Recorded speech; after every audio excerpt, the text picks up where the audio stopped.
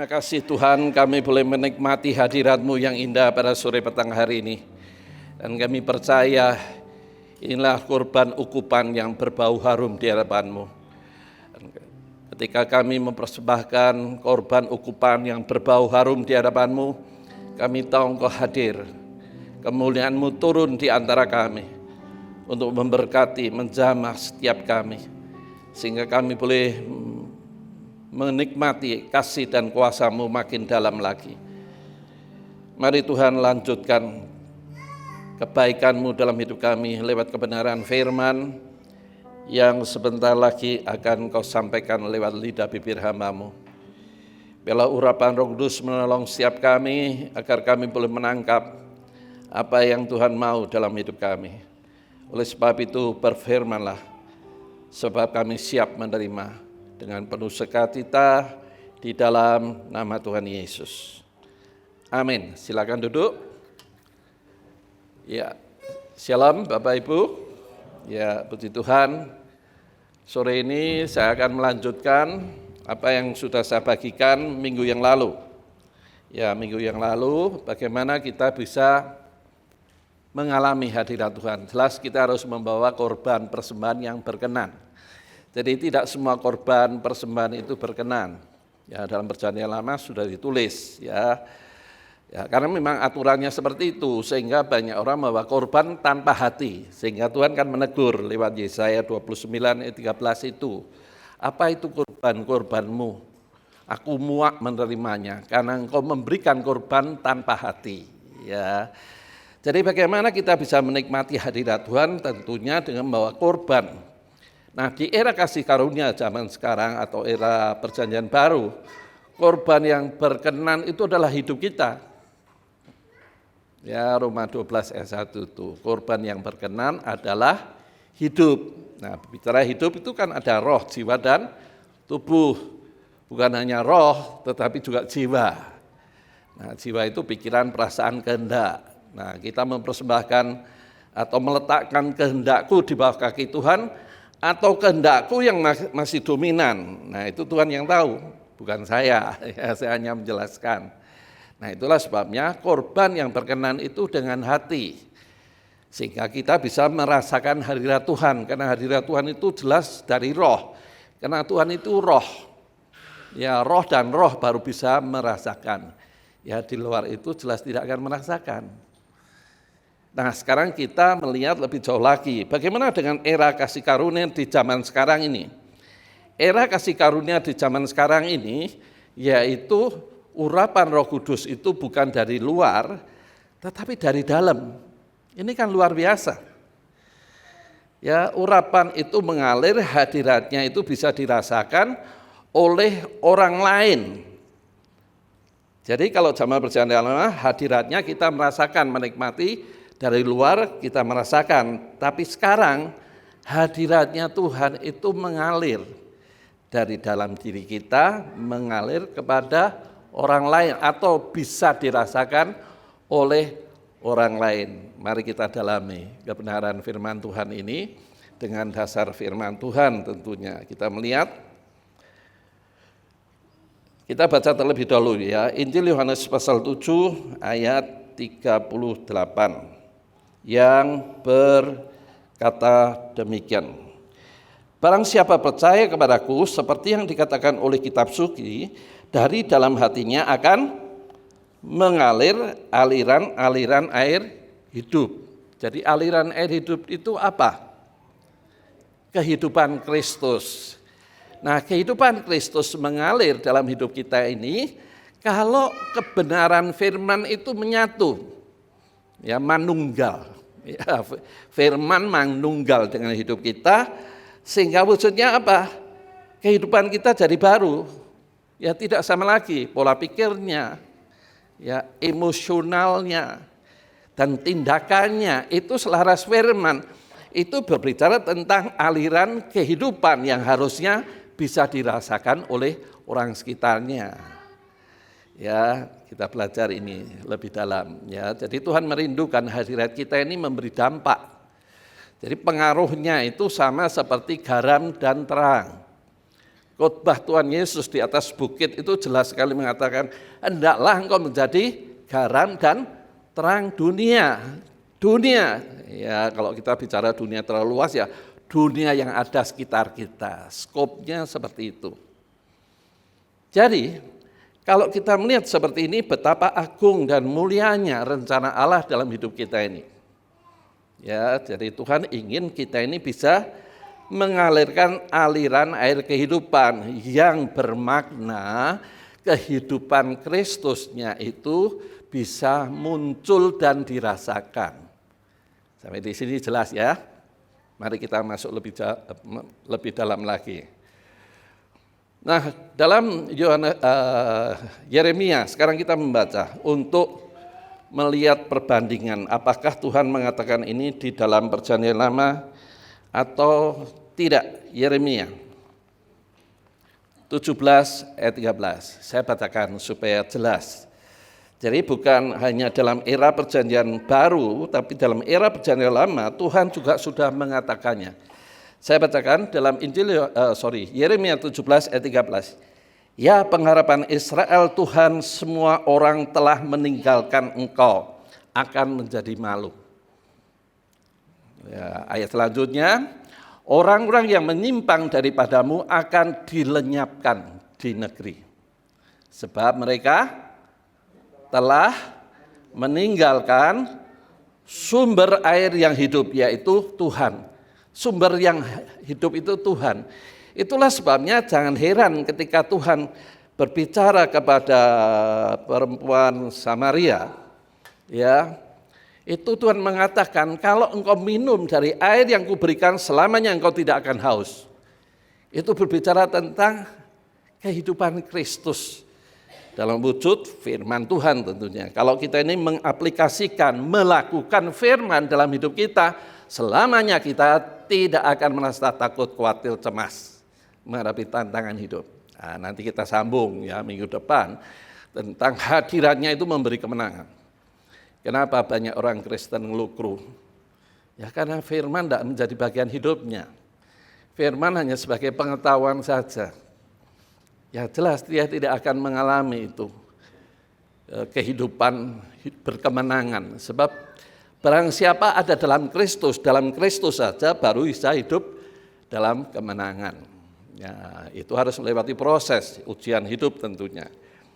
Jadi Yesus menyatakan diri sebagai air hidup, ya firman yang dilakukan dan jadi bagian hidup bisa dirasakan orang sekitar kita, sehingga hidup kita menjadi garam dan terang.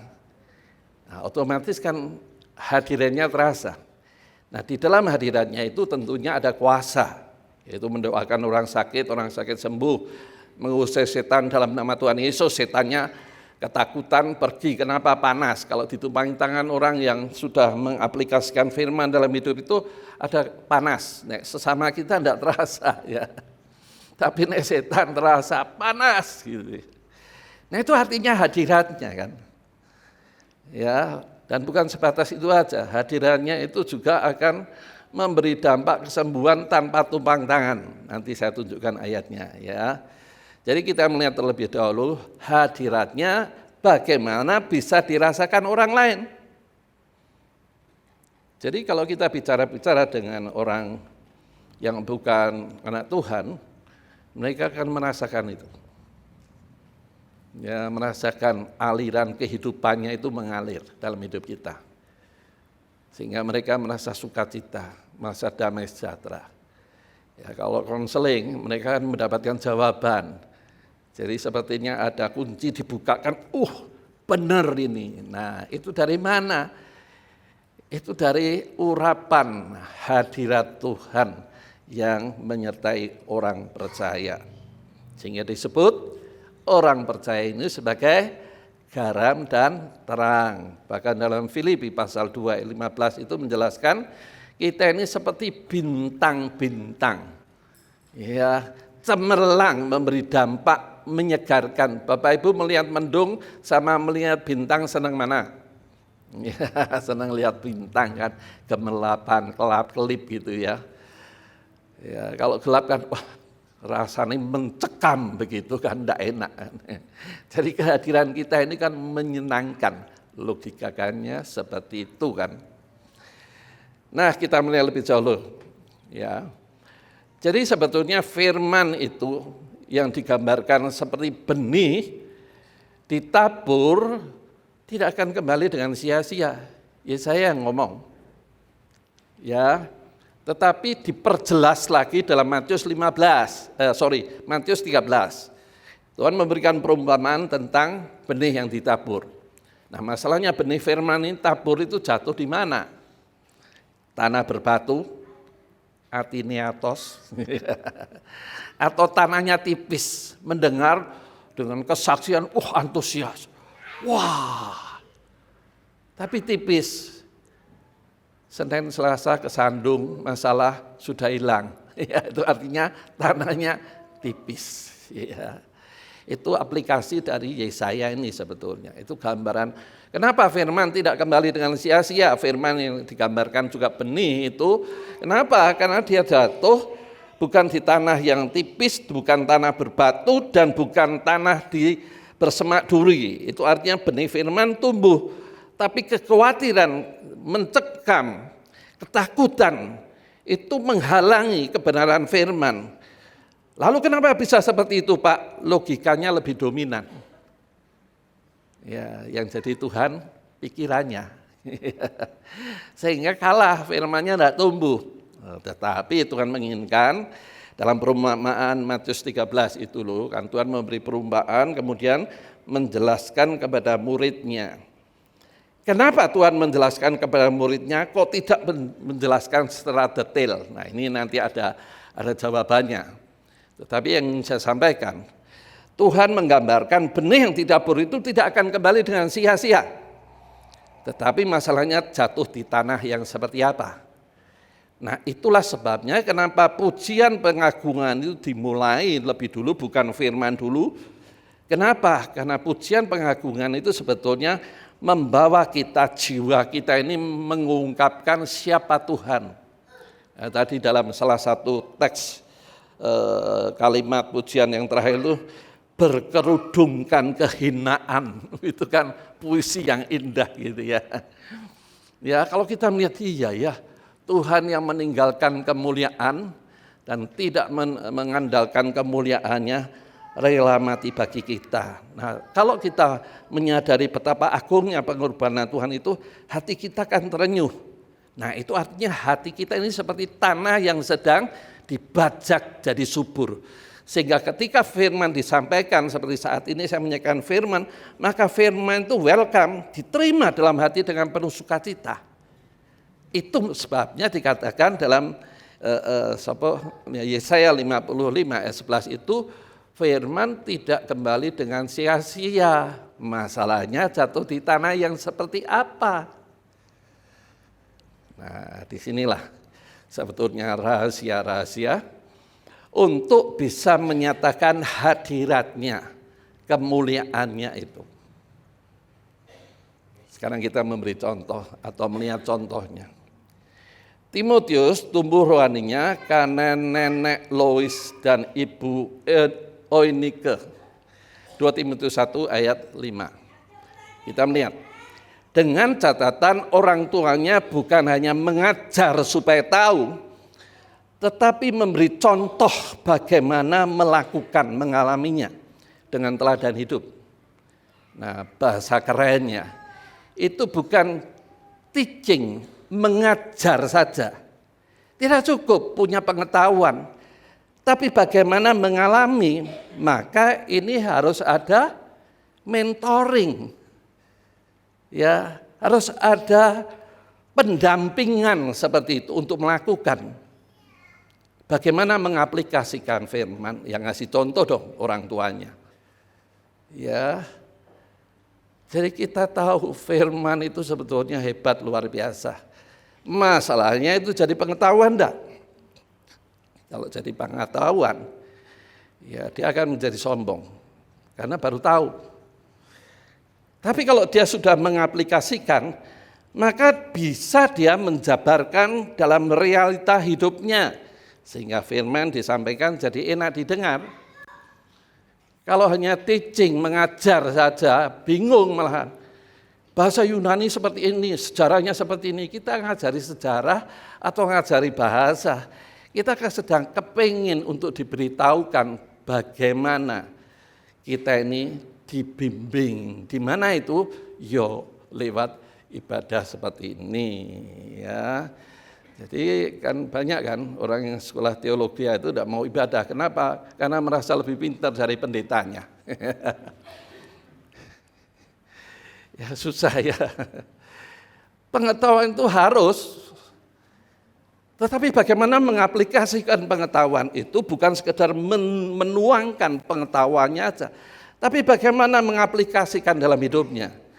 Maka harus ada bimbingan. Ya, dan akhirnya itu semua terjadi kalau kita suka datang di KTB.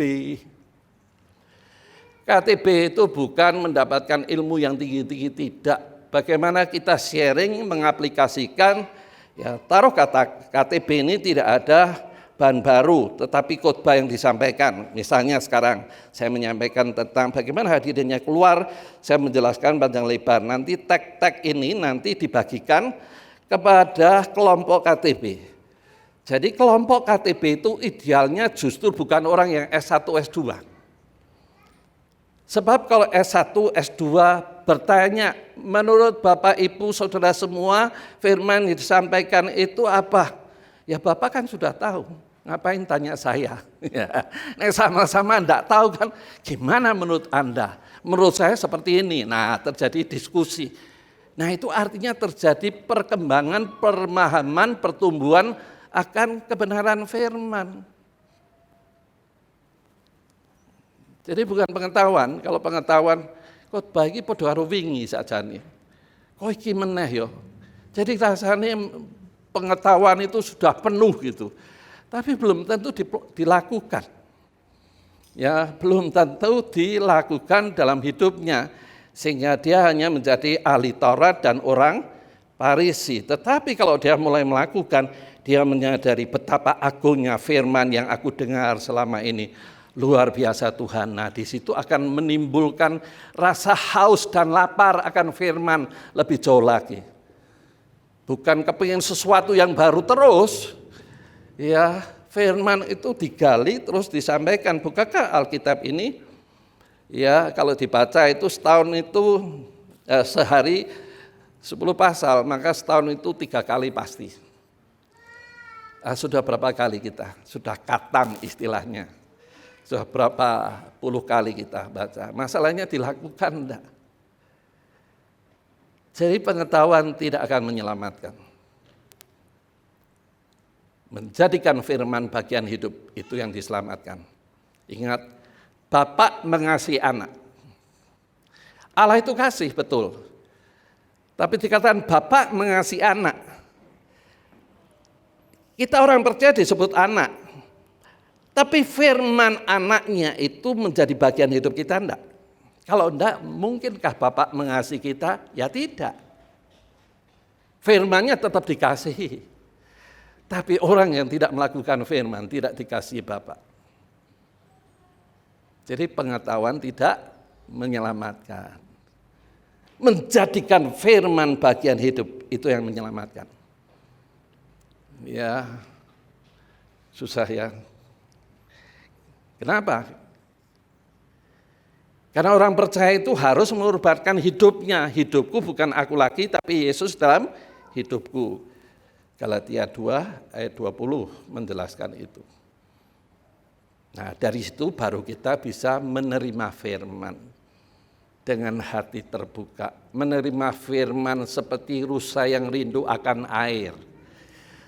Tanpa itu ya firman jadi pengetahuan aja.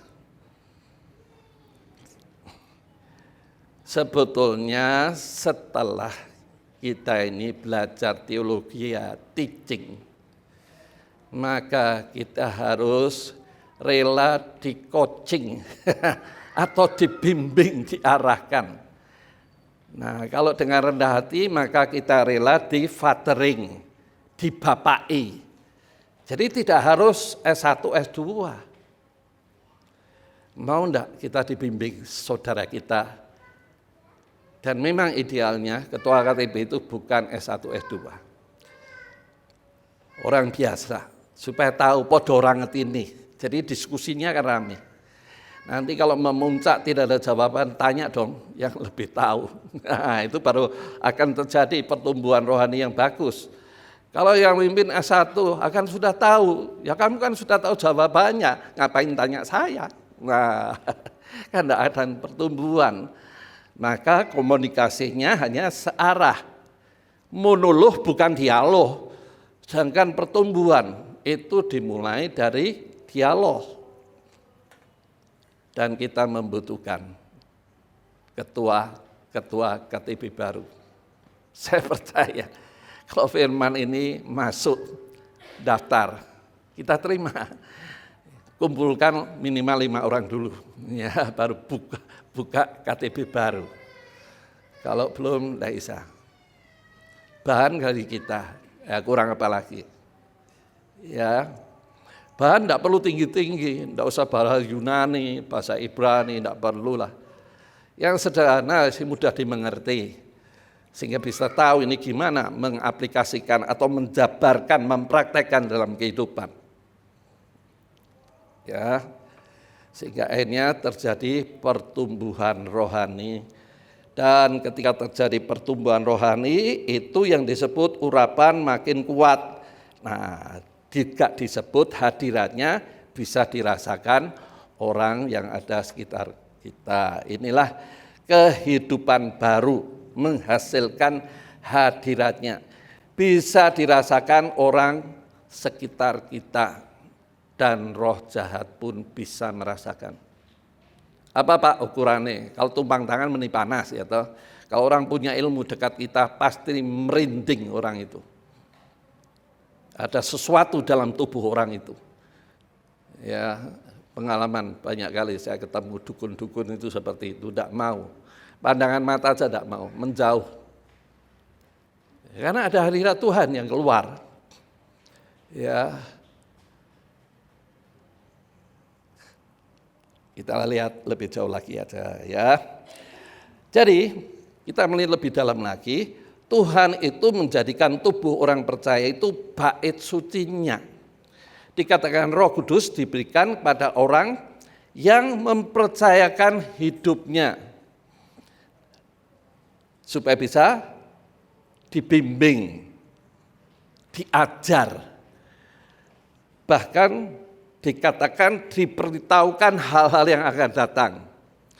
Ya, hal-hal yang akan datang itu memang relatif. Bisa juga masalah yang sedang digumuli. Kalau kita mengizinkan hadirat Tuhan ada, maka Tuhan akan memberitahukan masa depan kita itu seperti apa. Atau bagaimana langkah-langkah menghadapi masalah yang sedang kita hadapi. Jadi mengajar, memberitahukan hal-hal yang datang itu adalah hikmat. Wisdom dari Tuhan itu diberikan supaya kita tahu hal-hal yang akan terjadi di masa depan.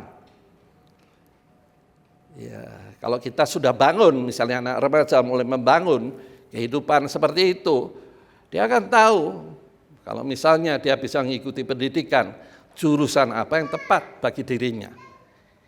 Itu bimbingan Roh Kudus sebetulnya. Kalau umumnya enggak, bimbingan temannya kan. Yo ning kono dhewe tetep bisa sama-sama, akhirnya bahasa Jawanya utuh bingung melu ning kono kabeh. Tekan kono ora ngerti bingung. Ya, kenapa? Karena dia tidak menerima bimbingan Roh Kudus yang sudah Tuhan taruh dalam dirinya untuk memberitahu masa depan hidupnya itu seperti apa, sehingga dia mengikuti pendidikan yang sesuai dengan apa yang Tuhan sudah rencanakan. Ya, jadi Roh Kudus itu ada dalam diri kita.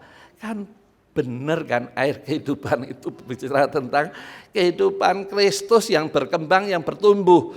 Bahkan dalam kitab Yeremia pasal 17 ayat 13 tadi jelas mengatakan bahwa air kehidupan itu adalah Tuhan. Oh, itu jelas sekali dikatakan. Jadi saya tidak menafsirkan ngawur, tidak. Ya, ada dasar-dasar firman-Nya. Dan kalau belum mempercayakan hidupnya, Roh Kudus belum diberikan.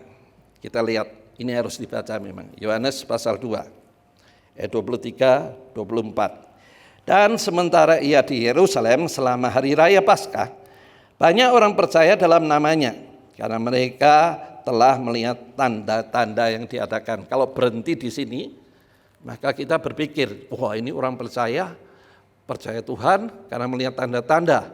Berarti percaya Tuhan pasti ngalami tanda-tanda. Nanti dulu ayat 24-nya.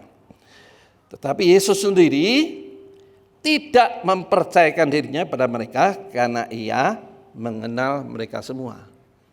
Jadi percaya kepada Tuhan Yesus pada zaman itu. Kenapa? Pada berduyun-duyun mengikuti Tuhan Yesus. Nah Bapak Ibu nanti baca di rumah ya. Yohanes pasal 6.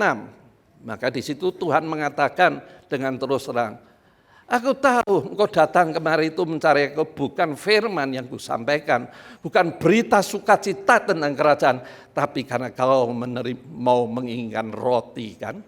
Wah tersinggung, termasuk murid-muridnya. Yang dikatakan dalam Yohanes pasal 6, ayat 66, ayat 67. Mulai sejak itu banyak murid meninggalkannya. Jadi mengiring Tuhan apa? Untuk dapat berkat. Sebab banyak gereja mengatakan, dulu saya miskin, tapi saya sekarang diberkati. Wah seorang berpikir, wah aku nek sugih kudu nang gereja iki. Jadi nang gereja ini supaya sugih. Ini kan salah mencari firman, mencari Tuhan ke gereja itu hanya mencari kekayaan, salah, nanti kecewa pasti. Tidak. Berkat itu akan datang dengan sendirinya ketika Tuhan melihat kita siap menerima berkat. Jadi yang penting kan siapnya. Apa itu? Mental karakter. Ya, kalau mental karakternya belum dibangun, ya pastilah kalau diberkati ya jiwa memuaskan keinginan dagingnya yang diumbar. Opo-opo dituku, ngasih lali, kedobel-dobel. Kenapa? Dituku tumpuk ning lemari.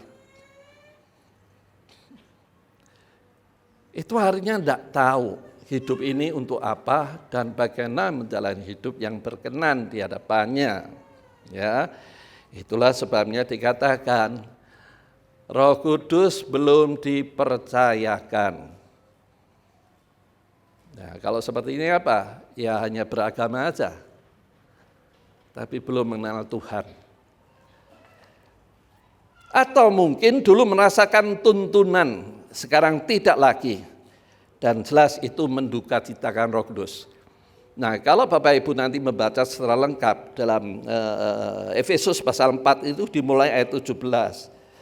Kemudian sampai 30. Itu kan kita melihat itu topiknya tentang manusia ciptaan baru. Kehidupan yang lama harus ditinggalkan sehingga muncul kehidupan baru. Nah kehidupan baru ini bagaimana tumbuhnya? Rohnya dan pikirannya harus dibersihkan oleh air kehidupan atau firman. Jadi harus dirubah atau diperbaiki.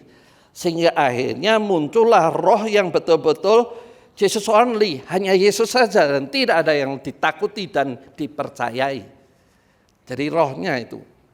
Kemudian pikiran.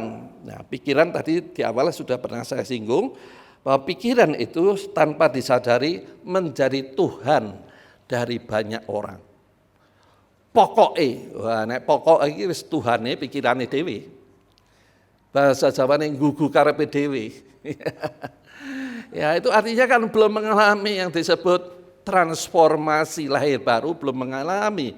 Kenapa? Karena belum dibarui roh dan pikirannya. Nah, jadi konteksnya kenapa seperti itu, maka muncullah ya Efesus 4 ayat yang ke-30, jangan menduka citakan Roh Kudus. Artinya sebetulnya sudah pernah merasakan bimbingan tuntunannya, tetapi dalam perjalanan waktu dominan lagi pikirannya, sehingga dia tidak taat lagi akan firman. khawatir cemasnya lebih mencekam. Nah, itu gambaran dari Matius pasal 13 itu. Jadi benihnya tumbuh tapi semak durinya mencengkeram. Sehingga akhirnya ora gerejo-gerejonan, susah kok ora barbar. Besok ya saya bahas itu, kenapa orang kok susah ora barbar. Karena diminta susah ini dan cepet rampung.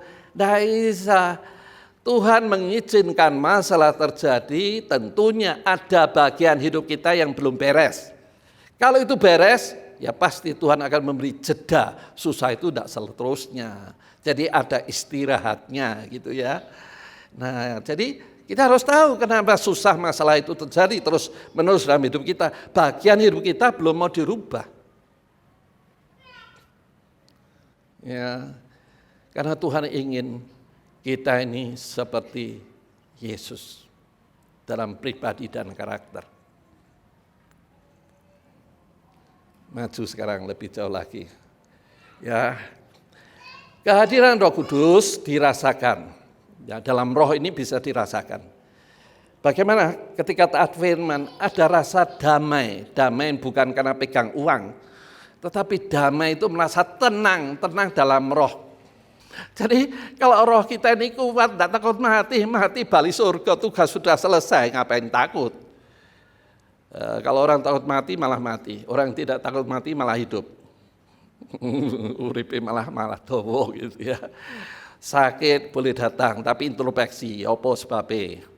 Mungkin kalau makan sate senengnya sing gajah, sing kulit baik, ya kolesterolnya tinggi. Ya itu harus diperbaiki dong. Boleh makan, boleh kira-kira, jangan pemakan segala. Ya. Dan kata nenek moyang, kata nenek moyang itu banyak sekali.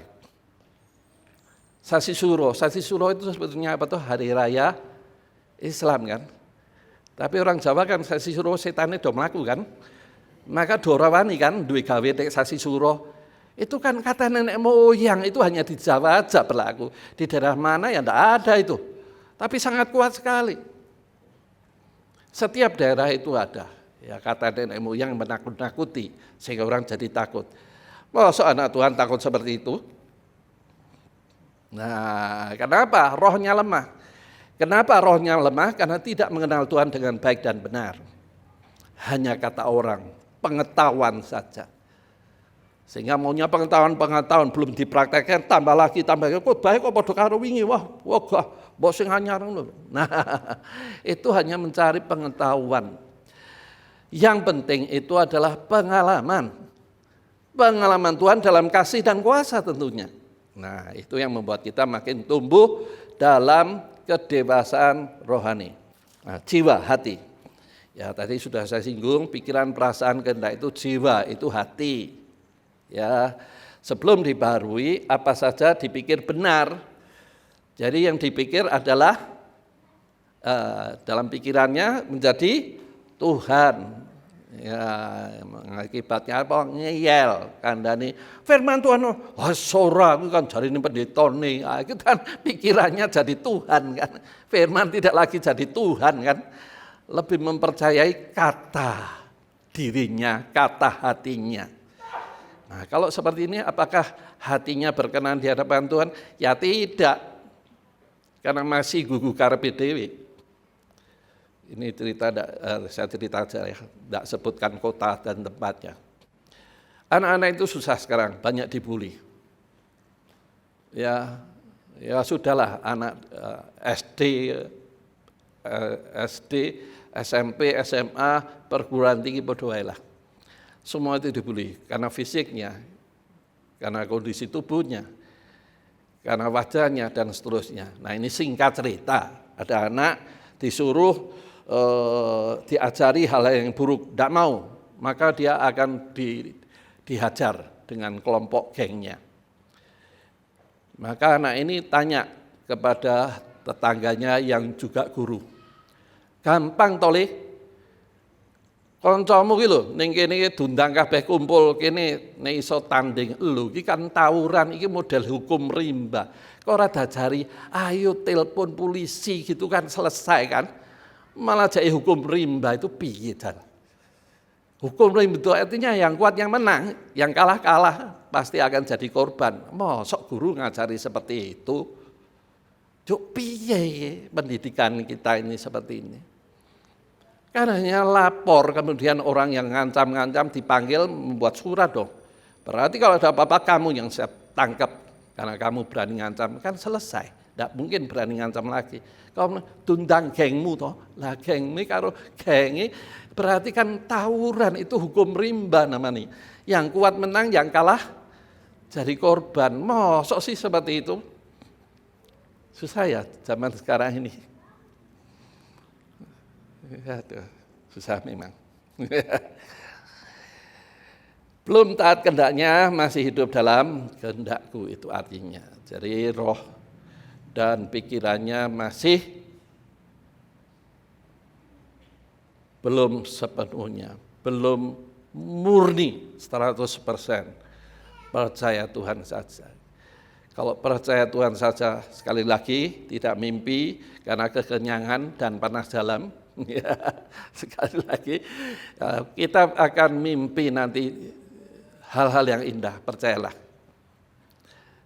Dan bahkan mimpi nyanyi. Ketika amin, iso diteruske. Ya itu kan suasana surganya di dalam rohnya kan kuat sekali. Jadi nyanyi sampai ngelilir ijah terus ke nyanyi nih. Itu kan rohnya bagus sekali tuh, sedang memuji Tuhan, mengangkat hati, memuji, meninggikan Tuhan senantiasa. Kalau hidup seperti ini betapa indahnya. Dan kalau itu dikembang luaskan, maka itu memberi dampak yang luas. Nah, sekarang kita maju lebih jauh lagi ya. Nah, jiwa hati ini sudah dibaharui, hasilkan pribadi baru yang mengalihkan hadirannya. Nah, ditulis dalam Yeskel pasal 36. Jadi Yeskel itu adalah nabi yang menubuatkan hal-hal yang akan datang, baik untuk bangsa Israel di masa itu, artinya diterjemahkan terjadi di masa itu, bisa terjadi juga di masa yang datang. Nah, di masa sekarang ini, Yeskel, kamu tidak perlu diajar karena roh akan mengajar. Kamu tidak perlu taat karena kamu diberi hati yang taat. Nah, gimana realisasinya? Dalam perjanjian baru ditulis, tidak usah dibuka ya karena waktunya. 1 Yohanes 2 ayat 26-27 menjelaskan, kamu tidak perlu diajar. Nah, kalau tidak perlu diajar, jangan sombong. Terus tidak perlu dibimbing, tidak perlu KTB karena sudah punya pengetahuan. Itu sombong itu namanya. Tidak boleh dong, karena pengetahuan kita ini masih terbatas. Saya pun ngasuh kaweruh karo wong sing pinter-pinter. Karena mereka punya pengalaman-pengalaman dengan Tuhan yang indah, kan perlu kita pelajari hal seperti itu. Tidak semuanya dari kita sendiri pasti akan menghasilkan seorang yang sombong. Tidak peduli doktor teologi pun, dia harus belajar pada orang lain. Ya, misalnya datang ibadah ini, jangan karena belajar teologi aja merasa sudah rohannya lebih tinggi, tidak mau datang di sini, tidak mau datang ibadah. Kenapa? Katanya yang ngajar tidak bersekolah teologi ya.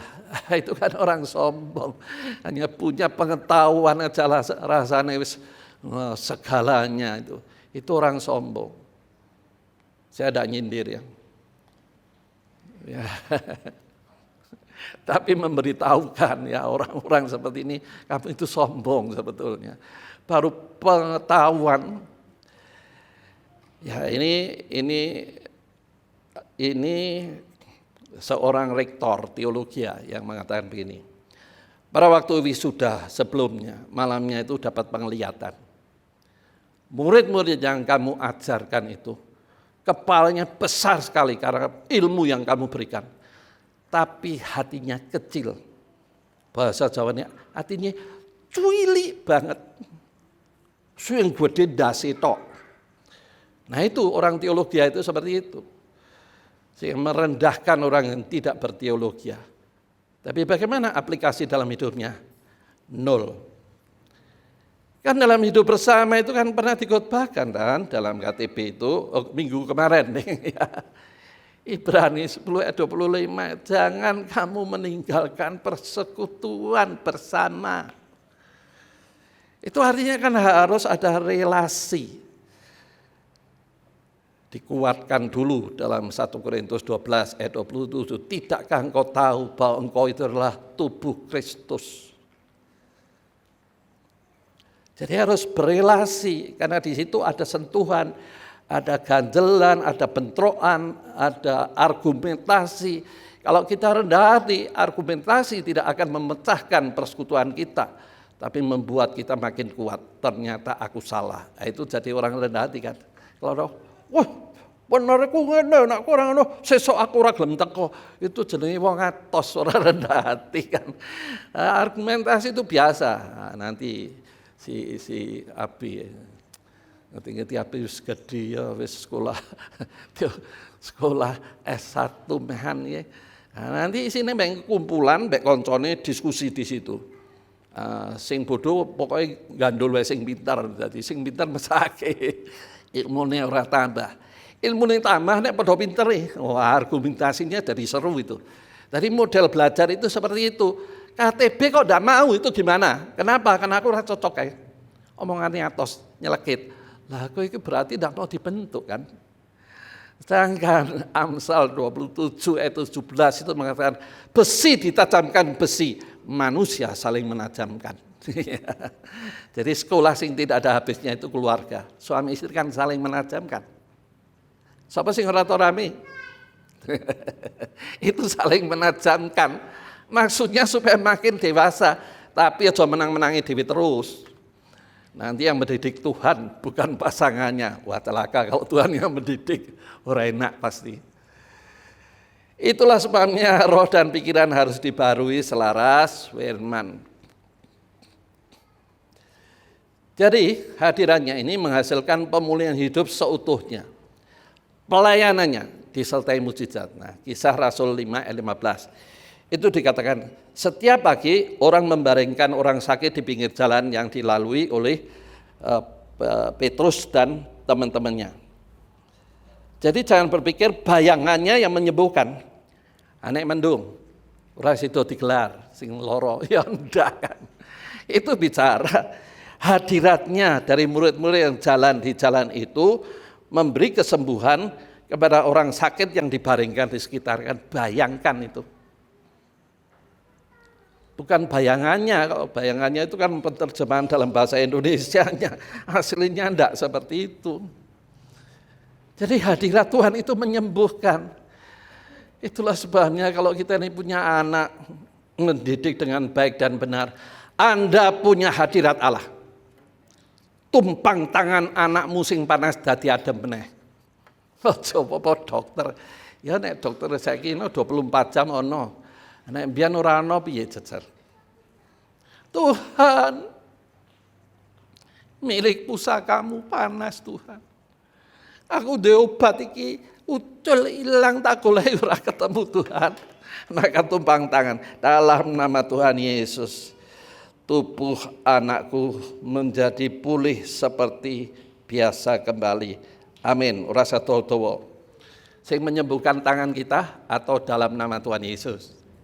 Nah, kalau kita mengenal Tuhan dengan baik, karena Yesus nama di atas segala nama, itu yang menyembuhkan. Jadi tidak harus tumpang tangan baru bisa sembuh. Ngomong aja tanpa tumpang tangan. Kalau betul kita percaya Tuhan kita ini luar biasa. Kasih setianya dalam hidup kita. Kita akan melihat betapa luar biasa urapan yang mengalir lewat hidup kita. Kemudian dalam Kisah Rasul 8 dan seterusnya. Maka di sana diceritakan tentang Rasul Paulus yang dihakimi di Roma. Karena dia bilang, aku punya status kewarganegaraan Roma. Tidak bisa diadili di sini. Maka dikirim ke Roma. Terjadi badai luar biasa. Dan Rasul Paulus mengatakan, jangan takut. Mari kita makan perjamuan kudus yang dibuat Rasul Paulus di atas kapal. Tidak ada satupun yang mati. Kenapa? Karena hadirnya Paulus orang benar. Jadi kalau waktu kita ini ya zaman-zaman tabrakan bis, kereta api, pesawat, doweti kabeh, agak lucu toh. Justru kehadiran kita ini membuat pesawat kita selamat. Ya memang ini relatif ya, kalau Tuhan menghendaki ya memang ceritanya lain. Tetapi yakin dan percayalah kita ini berharga dan mulia dalam pemandangan Tuhan. Dari mana mulia? Kalau tidak kehidupan Kristusnya nampak. Jadi yang dimuliakan kehidupan Kristusnya. Bukan personality kita, tapi kehidupan Kristusnya itu. Jadi kehidupan Kristusnya ini harus kita munculkan lewat taat firman tentunya. Bahkan suatu saat ketika Paulus dalam Kisah Rasul itu menceritakan, dia menyampaikan firman panjang lebar sampai dini hari. Ada seorang anak muda ngantuk, biasanya turunnya gasik, saya kira oke, tiba mati. Rasul jangan takut, didoakan, urip meneh ki. Ya urung mangsani kan. Jadi nek urung mangsani tenang aja. Piye Pak supaya mongsone aku dadi dawa? Ya maksudnya ojo mati-mati. Ya hidupnya berguna dong. Kalau tidak berguna kan ada itu kata-kata yang mengatakan meni ufarsim, ya, dihitung ditimbang orang bobote, mati malam itu juga. Itu anaknya Ahasveros. Jadi urip ki ono kanggone. Ono kanggone ya dipertahankan Tuhan supaya hidupnya makin berdampak. Jangan sia-siakan hidup ini. Bangun, munculkan kehidupan Kristus. Roh kita akan menjadi berkobar-kobar kembali untuk merasakan kehadirannya yang luar biasa. Sehingga hadirannya mengalir saat tumpang tangan menempel di sapu tangan Rasul Paulus ditumpangke orang sakit jadi sembuh. Wah, ini ditiru-tiru karo pendeta-pendeta tertentu ngawur kan. Nek Tuhan tidak ngomong ya aja tiru-tiru. Ada ini, betul loh, ini ndak ngapusi saya. Baju ungu. Kain, bukan baju. Kain ungu kan lambang kerajaan. Mari kita tumpang tangan dalam nama Tuhan Yesus. Lambang kerajaan ada di kain ini, dipotong-potong. Ya, ke Bali, kabeh lebokke kantong. Ini kan jimat kan. Apakah Tuhan mau menuruti keinginan pendeta yang ngawur seperti ini? Ya enggak kan. Jadi menafsirkan hanya untuk kepentingan aku terkenal, numpang tangan kain satu apa ki jengane? Satu apa Bu? Satu apa jengane? Satu bal. Wah, tumpang tangan. Orang mandi tumpang kaki. Waduh, kurang ajar. Jadi jangan tiru-tiru ya. Sapu tangan. Nanti sapu tangan saya jatuh. Pak, tak pinjam sebentar. Jangan, enggak mandi, percayalah. Jadi jangan tiru-tiru. Ini sedang menggambarkan. Dan yang terakhir, gambaran terakhir, bahkan ketika kita mati pun kuburan kita bisa membangkitkan orang mati. Contohnya apa? Elisa ketika mati itu bangsa Israel ngubur kan, kuburan ini tertentu kan. Nah ketika kubur ada gerombolan Moab datang, maka takut diuntalke, mayatnya diuntalke, tiba di atas mayatnya Elisa, sembuh, bangkit, urip meneh. Jadi urapannya begitu luar biasa, itu tidak sembarangan Tuhan berikan. Itulah sebabnya harus tumbuh rohani dulu. Kalau tumbuh rohaninya pasti orang itu rendah hati, tidak akan pamer. Nah, jadi jangan heran kan. Nah, nanti kita bahas ya minggu depan. Belum mengalami pemulihan, harinya belum dirasakan. Jangan sembarangan tumpang tangan. Ya, Kisah Rasul itu menceritakan baik 13:8 itu menceritakan, wah Rasul Paulus kok sakit itu ya. Ini orang yang diam kamu iblis. Jadi tidak mau dibangga-bangga Rasul Paulus tidak mau. Terus ada, aku tak minta bayar piro supaya aku bisa tumpang tangan. Kurang ajar kan. Jadi dipikir urapan itu bisa dibeli. Nah bisa dong. Urapan itu hasil persekutuan kita yang intim dengan Tuhan sehingga membuat urapan atau hadiratnya itu terasa jadi berkat. Jadi apakah Rasul Paulus sapu tangan ini selalu menyembuhkan orang sakit? Ya enggak juga. Karena ada firman yang mengatakan, ingat ya anakku, ngomong sama Timotius, aku tahu bahwa mahmu itu seringkali kambuh. Maka ingat, kalau minum jangan lupa campuri anggur, berarti kan obat kan. Jadi jangan anti obat. Rasul Paulus sendiri yang sapu tangannya menyembuhkan, ngomong sama murid dikasih nih, ingat ya, kamu jangan lupa kalau minum campuri anggur, tentunya anggur yang asli, belum yang dicampuri alkohol ya. Jadi kita melihat kan, tidak bisa urapan hadirat itu kita lakukan semau kita sendiri, tidak bisa. Sesuai kedaulatan Tuhan. Nah, kalau seperti itu kan tidak pamer kan. Jangan-jangan kita tumpang tangan orang sakit sembuh langsung pergi ke rumah sakit. Ngomong sama direktur rumah sakit. Pak, saya mau doa di sini. Tidak boleh seperti itu. Pamer-pamer seperti itu. Tidak boleh. Tuhan punya kedaulatan. Jadi kalau ada yang kesurupan, kalau kita tahu hadirat Tuhan belum nampak dalam hidup kita, jangan ikut-ikutan tumpang tangan. Nanti kita yang kesurupan. Ada ayatnya kan, supaya kita ini jangan sembrono gitu. Tetapi yang penting ya dalam firman Tuhan yang saya sampaikan sore ini adalah mari kita bangun hubungan kita dengan Tuhan dalam roh dan segenap hati. Maka itu akan menghasilkan urapan, butuh waktu. Karena ada bagian hidup kita ini yang masih kita pertahankan. Ya, yang tidak mau ditanggalkan atau disalibkan. Kesimpulannya, hadiratnya mengalir saat hidup selaras firman, sehingga hidup berkenan di hadapannya. Bisa dirasakan orang sekitar kita disertai kuasa dan mujizat. Amin. Kami sadar betapa agungnya anugerah yang Kau berikan. Kau tidak hanya sekedar menyelamatkan kami dan selesai. Tetapi Kau merindukan supaya hidup kami memberi dampak. Lewat hadirat-Mu yang mengalir. Sehingga hidup kami bagaikan garam dan terang di tengah dunia yang gelap. Tolong kami ya Roh Kudus dan ampuni kami kalau selama ini kami tidak taat. Yang artinya sama mendukacitakan Engkau. Kami mau berbalik dari jalan kami yang tidak benar. Supaya waktu-waktu yang singkat ini kami boleh memberi dampak. Hidup kami bisa memuliakan nama Tuhan.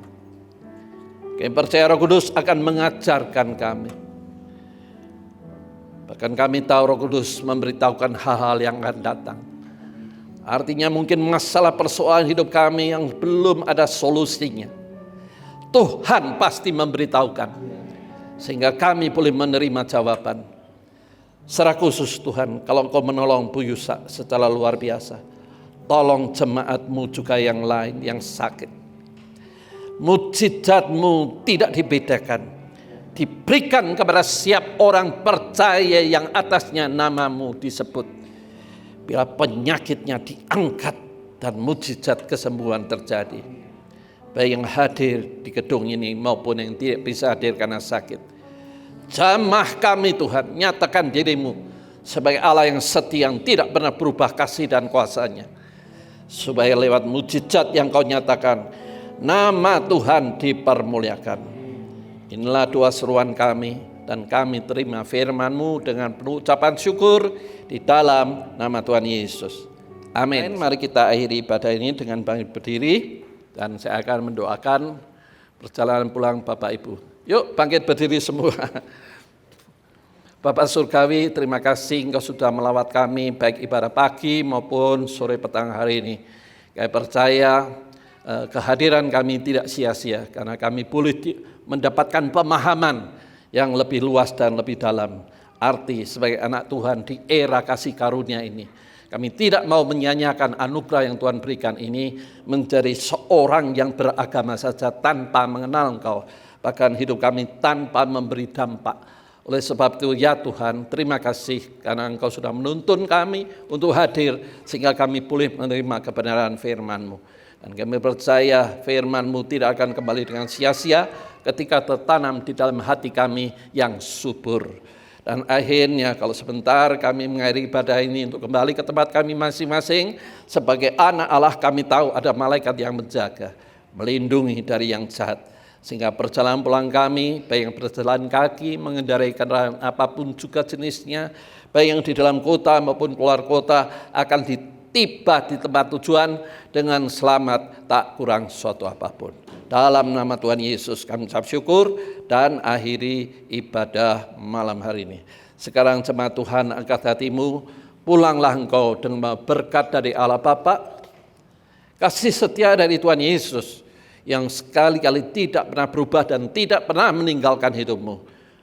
Tentunya bimbingan Roh Kudus yang sesungguhnya akan menuntun engkau kepada rencana Tuhan yang mulia. Engkau direncanakan bukan hanya mengalami satu kemuliaan, tetapi akan dibawa dari satu kemuliaan kepada kemuliaan yang lebih lagi, supaya lewat hidupmu nama Tuhan dipermuliakan.